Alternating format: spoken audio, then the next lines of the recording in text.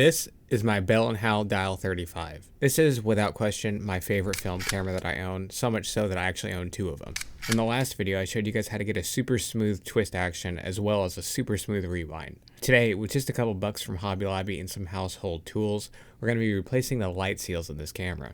Light has a lot of angles to bend through in order to get to the film in this camera anyways, but my first roll I put through this, I did have some leaks on it. They weren't very significant, but they were there. So I'm going to show you how to take care of them.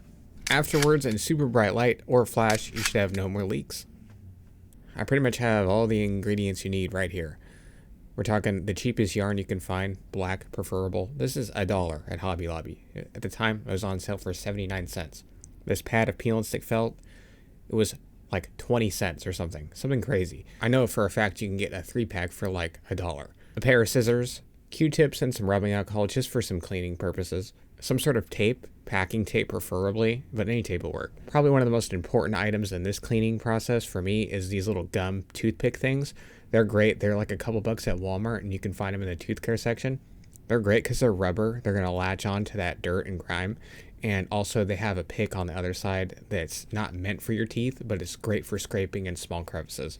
And I also like to have just a small handheld vacuum just to clean up some of the dirt that comes out, because there will be some crusty stuff that you don't really want to get in the camera. Now that we're ready to go, I just want you guys to take a second and be careful and tape over the shutter area. We really don't want to get dirt down in there.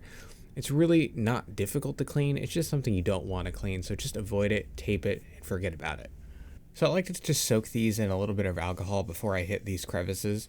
But there is a spot about halfway in this crevice that actually leads into the internal gears of the camera.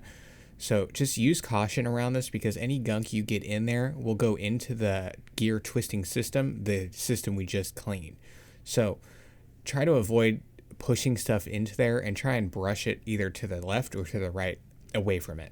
It really is personal preference as to how clean you want this crevice to be. I usually go for a few scrubs, and until I get nothing coming back really on the gum thing, I just stop. We're going to be putting something in there anyway that's going to block anything from really coming out, so don't really worry about it too much. As you guys can see here, I'll bring this up to the camera, and you can actually see that gap I was talking about. That is an area you just don't want to get stuff into. So now that it's there and you're aware of it, just make sure to have, an eye out and make sure you don't get nothing in there. Now that we're done cleaning out that crevice area, I want to take you on a tour and show you the other little light seals we're going to try and fix. Now that crevice we cleaned out is pretty much the only one that really matters. These other ones aren't as significant, but they are degraded and we will change them anyway. Two of these were in really good condition on both of the models that I have, so I just actually put another piece of foam on top of them, and I'll also show you guys that process. Now, attacking this light seal down here, you can really see the benefit of using these teeth scraper things. The Q-tip is just not going to get in here. It's just not. So you really need some sort of really fine blunt object. And like I said, these are great because they don't scrape the camera at all and don't scratch it, since it's rubber and the other side is plastic, and plastic doesn't scrape metal. So it's a great tool for this, and it makes light work of it. Now, near the top area over here, there's a really tall piece of foam that actually comes all the way up to the top of the lip. And on both sides, I actually like to extend this a little farther down the camera, and I'll show you guys that when I replace it. But as you can see, it's very brittle and shreds very easily, so we're going to want to get that out of there and cleaned out as well. Now here's the other side. It's the same process pretty much. If you can get under it, it'll come out as one big giant piece, and you can just try to rubbing alcohol and clean some of the residue up. But like I said, we're going to be putting something down that's going to block anything from coming out anyway. So just do what you can, and when you're happy with the result, get ready to put the new piece of foam in. This is kind of the time I like to take the vacuum out on a little tour, get in all the crevices, get around the camera, try to make sure there's nothing really in there, since we're going to be putting down a fresh piece of fabric. For this corner, the side that comes all the way up, you can only get a piece of foam up into the point where I have it right now. Pretty much I'm just eyeballing this, guys. I just cut a piece of foam, and I basically just kind of tried to lay it out inside the area and then trim the top off. And we're going to be using those gum picks to pack it in. This is not rocket science. This is just basically eyeballing it and making some small fine adjustments. I kind of like where I got this piece of felt right now. This is enough for me to be able to compress it in, and it really is going to pack in and stay in. So if you see here, actually, the foam won't go any further to the right. It's actually maxed out. The body of the camera starts to come up, and there's no way to seal that area anyways. It doesn't need to be sealed. So I've extended this slightly because it didn't reach this far, but I figured why not since I'm in here. It's not going to harm anything. But as you can see, I'm just taking my time, and I'm just packing this foam down a few meters at a time. Really, it's just about taking your time, being patient, and trying to get the best result for yourself. Now, I really like where this is at right now. So what I'm going to do is I'm going to give it a quick close test to make sure the camera will close. And when we get completely finished, it's going to be tight the first few times you close it. That's normal. You want that. But as you open it a few times, and as I've went through about 10 rolls, it has loosened up and it has settled a little farther in the camera. Now we're going to want to grab our cheapy yarn and just kind of eyeball this. Again, I like to eyeball this stuff because I like to just do stuff on the fly. I don't need to be accurate, and it doesn't need to be accurate either. So I just cut it maybe a quarter of an inch longer than it needs to be, and then that'll give me some extra strands to work with, because every side you cut, unless you have some shears, will be a little poofy. I don't really know the word for that other than poofy. It's just, cheap yarn. It's going to come apart, so I do like to get a little extra on each side. But see how easy this is? We just take this other side of this cleaner thing we used, and we just pack it in. It's literally that easy.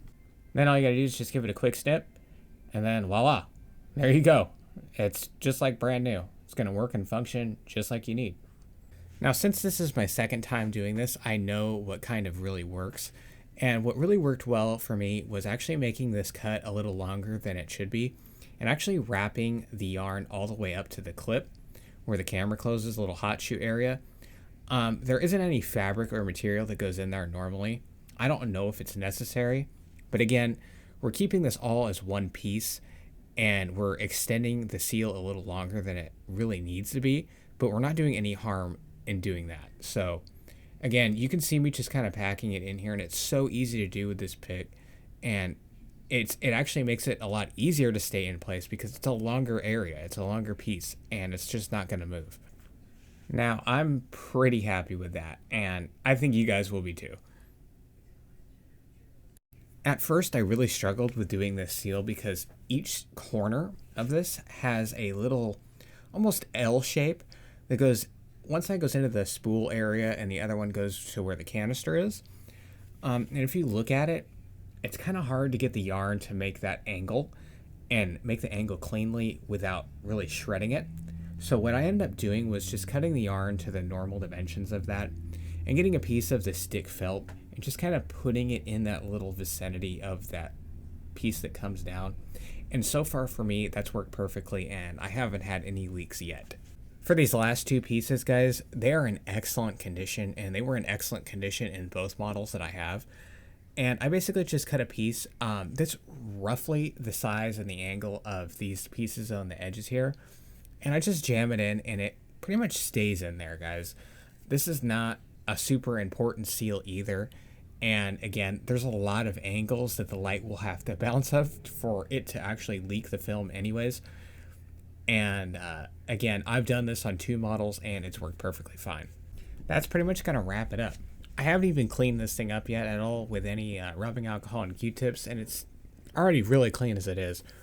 But if you check out these seals, it's so much better.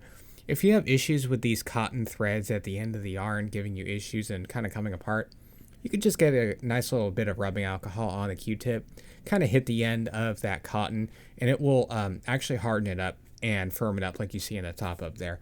But all these seals so far for me have resulted in great results for me. Eliminated my light leaks, and I haven't had any issues yet. And I put about 10 rolls each through each of these cameras since I've done this. So it works, and it's confirmed working. So in closing, just make sure to literally open and close it like 3 or 4 times, and then put your roll in and start shooting. This camera is awesome. I love this thing, and it's so tiny, and I can take it with me everywhere, and you get 72 exposures on a 36 exposure roll. Well, what's not to like? You don't even have to turn the thing sideways like a normal half frame. It's awesome. So with that said, thank you guys so much for watching. I really appreciate it. And if you'd like these camera videos and stuff like that, let me know. If not, let me know that too. And I'll see you guys in the next one. Peace out.